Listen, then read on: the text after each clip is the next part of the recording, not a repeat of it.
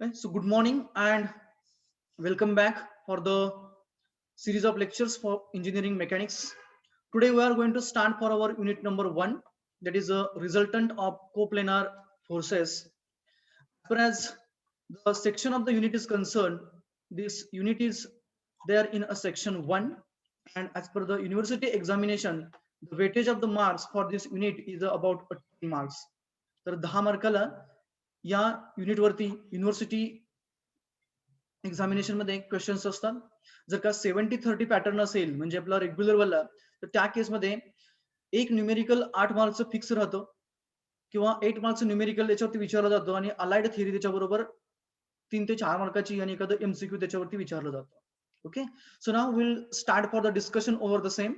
As far as the contents are concerned, already we have discussed the contents and all those things in detail, but as an procedure, we will go for once again so that you will get the idea. आपण पुन्हा एकदा त्याचा syllabus फक्त quickly review करूया, जेणेकरून आपल्याला लक्षात राहील की बाबा रे आपल्याला या युनिट मध्ये काय शिकायचं आहे.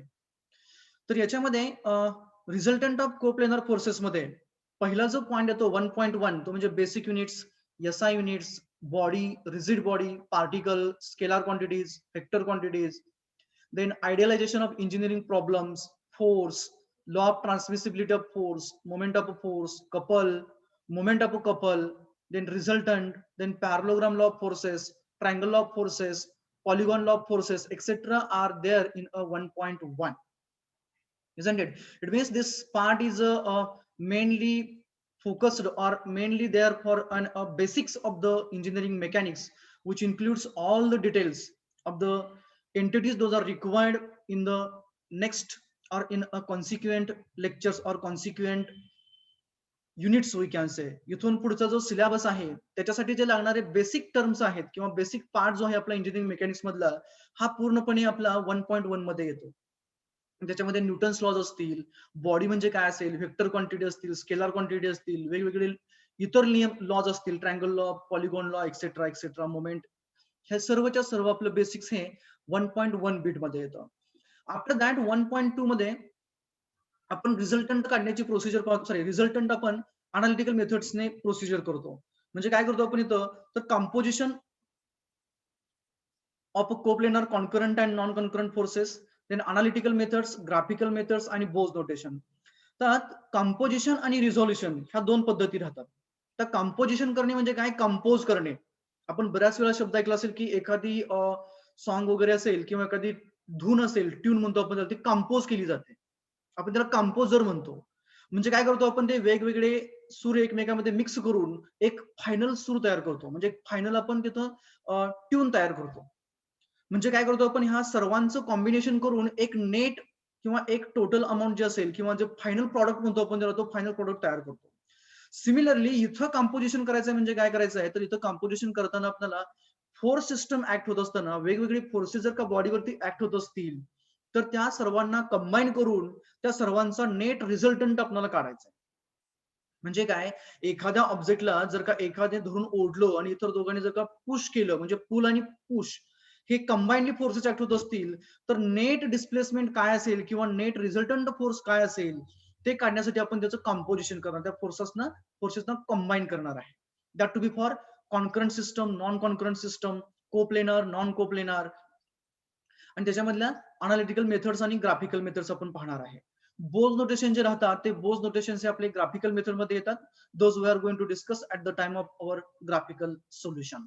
Okay, then now will start for our discussion. What does it mean about the mechanics? Firstly, mechanics म्हणजे काय, तर मेकॅनिक्स कशाला म्हणायचं? We have discussed a lot on the syllabus of the mechanics. आपला जो इंजिनिअरिंग मेकॅनिक्सचा जो सिलेबस आहे, आपण त्याच्यावरती खूप सारं डिस्कशन केलेलं आहे की बाबा रे काय आहे, ते कसं येतं, वेगवेगळ्या एंटिटीज काय आहेत, क्वांटिटीज काय आहेत, मेकॅनिझम त्यांचं काय राहतं वेगवेगळं, व्हेलॉसिटी असेल किंवा इतर सर्वच्या सर्व गोष्टी आपण बघितलेल्या आहेत. मग थोडक्यात मेकॅनिक्स म्हणजे काय? तर मेकॅनिक्स म्हणजे काय, जर का आपण याचा विचार केला, मेकॅनिक्स म्हणजे काय, ही एक ब्रांच आहे. कोणाची आहे? फिजिक्सची आहे किंवा अप्लाइड फिजिक्सची आपण असं म्हणूयात.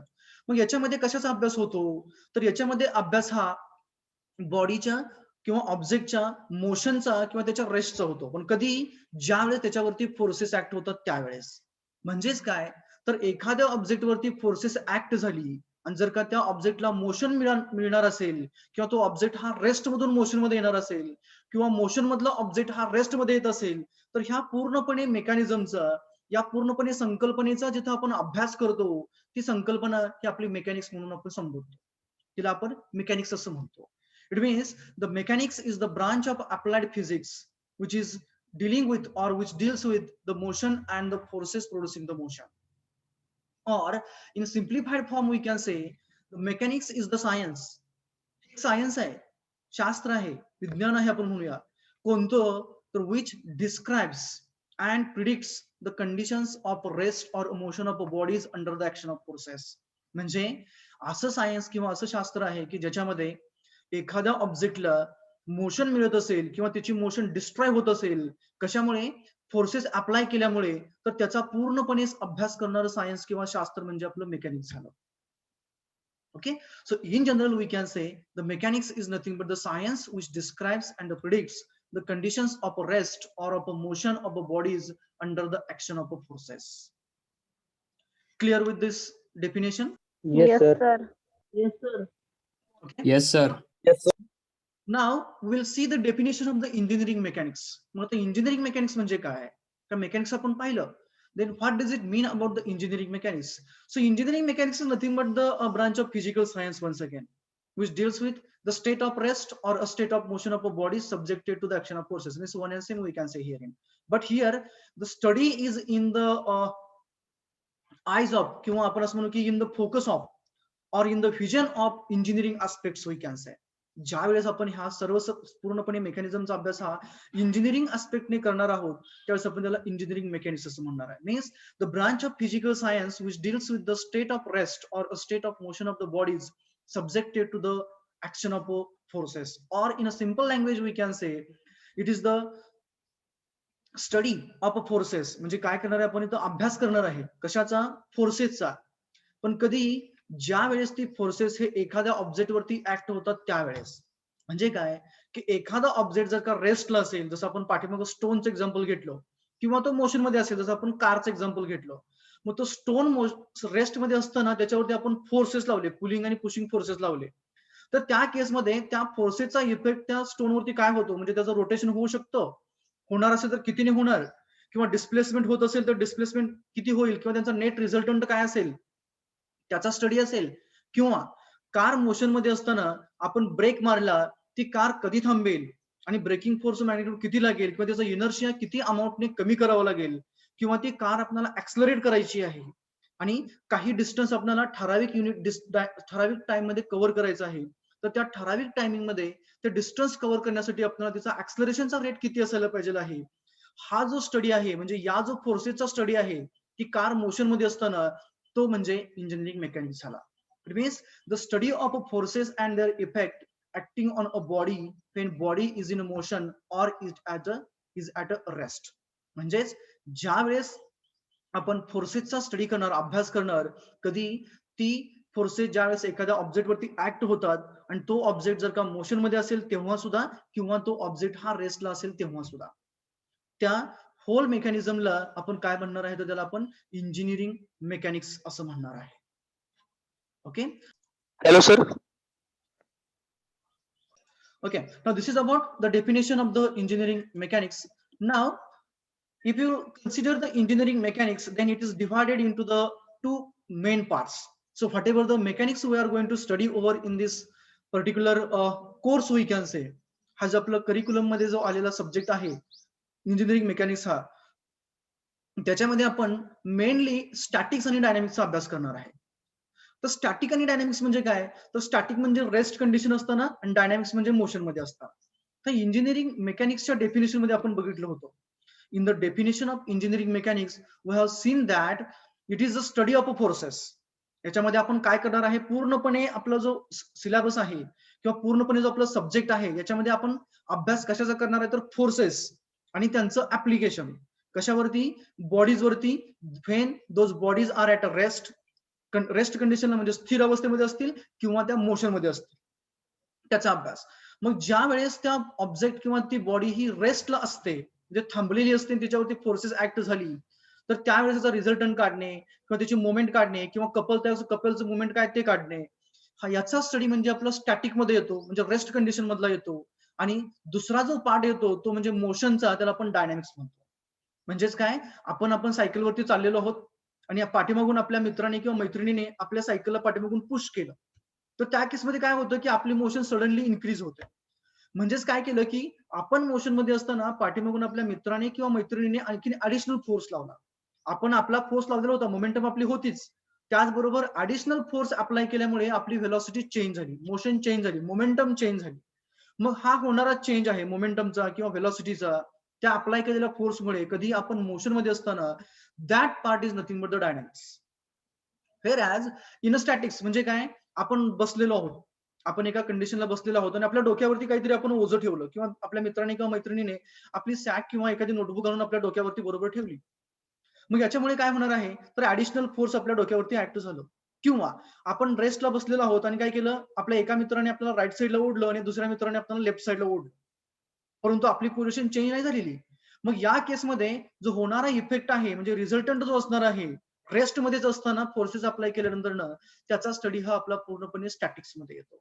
Means in the branches of engineering mechanics we can say those we are going to focus in this syllabus is mainly those branches are statics and dynamics. Okay, statics is the dealing with the rest condition, whereas the dynamics is dealing with the motion. Again, for the dynamics if you are talking about, then dynamics is again divided into the two parts. डायनॅमिक्सचा जो part आहे, तो डायनॅमिक्सचा part पुन्हा दोन part मध्ये divide केलेला आहे. तर त्याचे दोन पार्ट कोणते येतात, तर एक म्हणजे कायनेटिक्स, दुसरा म्हणजे kinematics. So this is a kinetics and here is as a kinematics.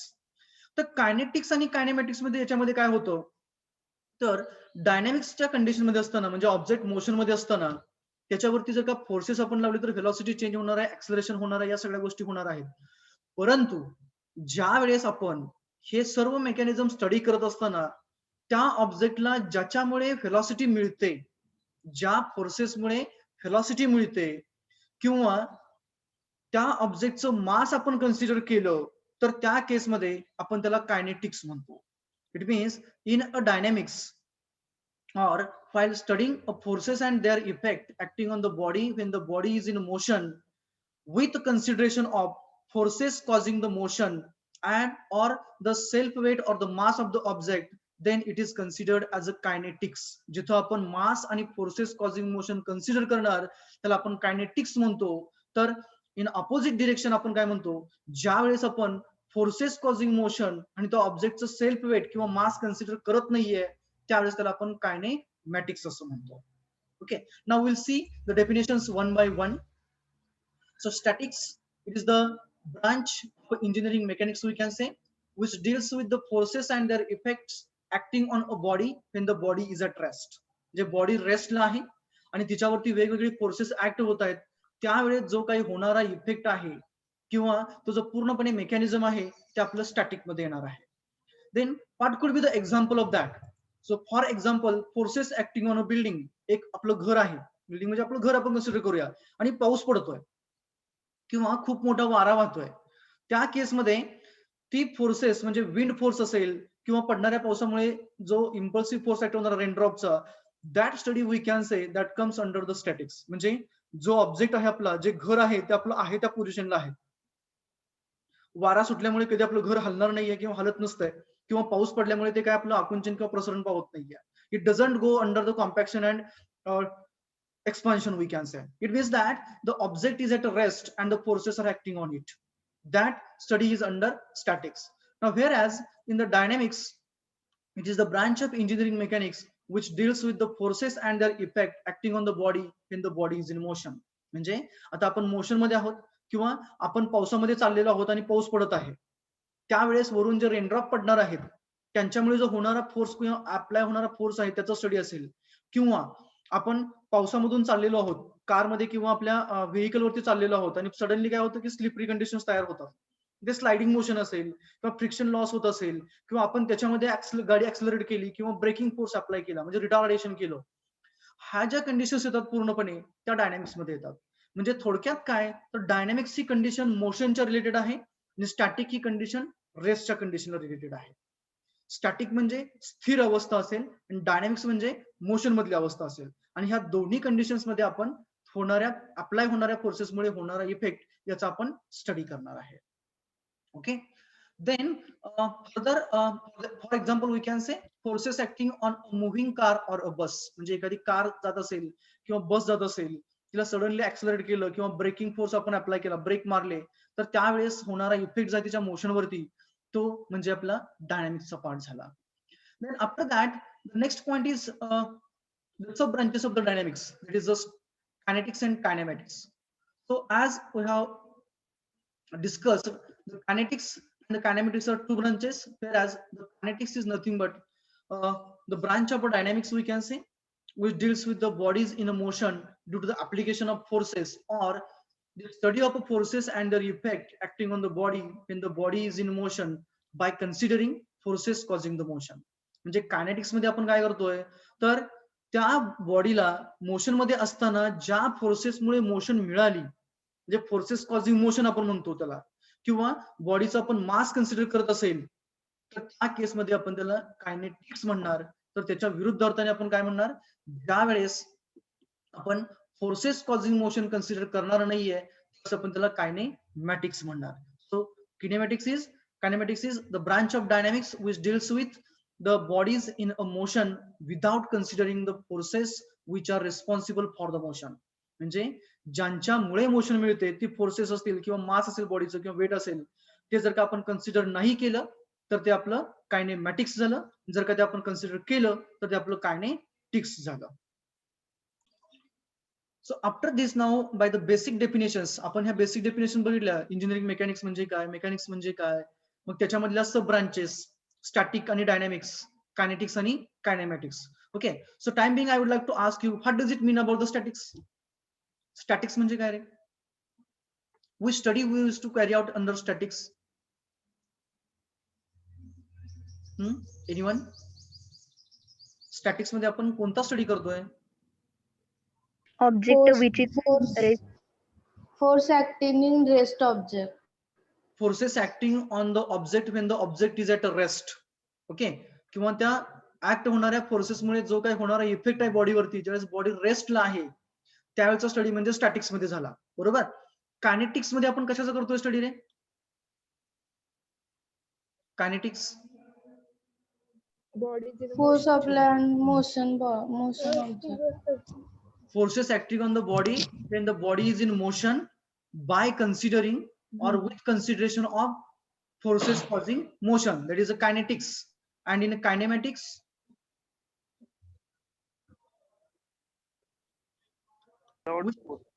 without considering forces causing the motion. So this is about statics, dynamics, kinetics and kinematics. So kinetics and kinematics are purely related to the motion, and that they comes under the dynamic part. Then the next part is the regarding the unit. What does it mean about the unit? Unit म्हणजे काय रे? Might be you have heard in the 11th and 12th standard. Unit. It is arbitrarily decided and universally accepted. It is, once again, Arbitrarily decided and universally accepted. Universally accepted. पण काय आहे universally काय accept केलं आपण? Standard of measurement of physical quantity. Exactly. Universally accepted, arbitrarily defined standards of measurement. बरोबर. Means those standards of measurement, those are universally accepted. Those are nothing but the units. Example सांगा बरं एखादं युनिटचं मग. Example. kg metre. Kg metre. कशाचं unit centimetre आहे रे?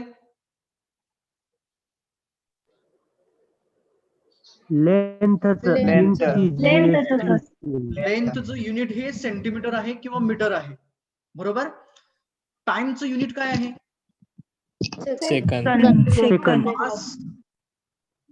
Kilogram और ग्राम. Okay.